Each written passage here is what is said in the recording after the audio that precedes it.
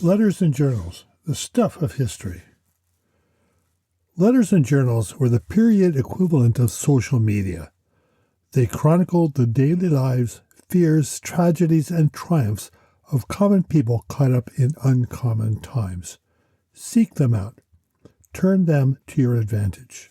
This episode is based on the Juno Letters, book number 1 of the Juno Letters series, available on Amazon and other ebook retailers. Letters discovered in a tin box, hidden in the foundation of a small cottage in Normandy, reveal a terrible secret. Antoine Bouchard's beautiful wife Marianne, his precious daughter Ariel, missing. The lives of hundreds, perhaps thousands of Allied soldiers preparing to storm Juno Beach on D-Day literally are in his hands.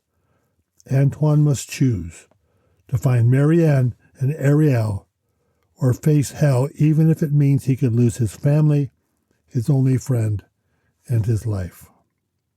I discovered my grandfather's journal when I was readying for a flight to see my daughter in Germany back in 2012. Henry W. Anderson, known to his friends as Andy, was a young boy from Rockford, Illinois, who went to California only to be caught up in the recruiting frenzy called World War I. He boarded the RMS Carpathia on 14 January 1918 and set sail to England to join the AEF, the Allied Expeditionary Forces commanded by General John Joseph Blackjack Pershing. Andy wrote in A Soldier's Diary, a small journal that had a pencil held in the spine for convenience. I took that journal with me on the plane and discovered a grandfather I never knew. Andy wanted to be an engineer.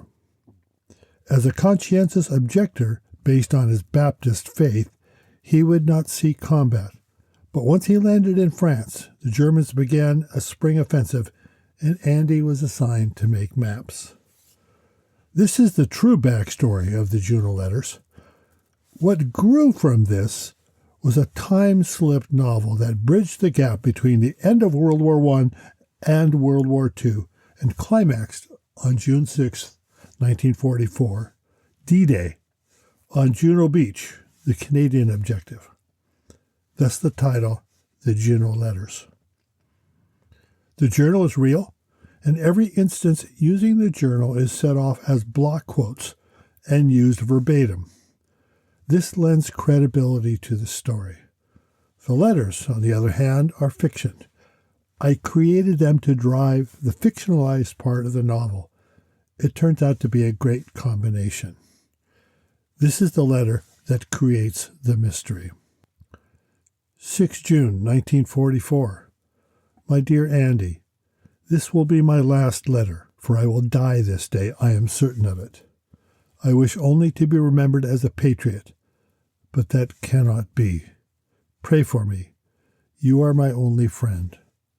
Antoine. Who is Antoine? Why is he writing to my grandfather, who in real life was a chaplain in the Army serving in the Pacific?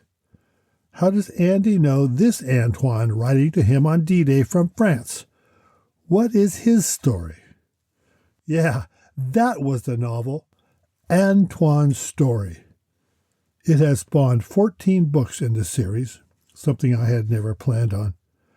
The characters have bled over into 6 more books in 2 new series, and in book 14, The Village Bell, when my protagonist finds Marianne's remains below the wire compound at Nassweiler concentration camp in France, I cried my eyes out. I still cannot read that scene out loud, even though it is entirely fiction. When using historical materials as the basis for a novel, a writer always walks a fine line between fact and fiction. You have an inherent obligation to portray the context accurately, while at the same time your story, the detail, is often truncated, stylized, and rearranged to fit the style and format. Don't shy away from it. Ultimately, your goal is a work of fiction. The Juno Letters story creates an alternative view of how D-Day was successful. It is logical, well-developed through characters of the novel, and the presence of the journal lends credibility to the letters of the past and blurs the line between truth and fiction, Don't shy away from making your own version of the truth.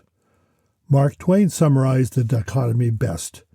Never let the truth get in the way of a good story. The next will be part 2, using actual letters to create your story. I'm L.W. Hewitt, and I've gone off-grid.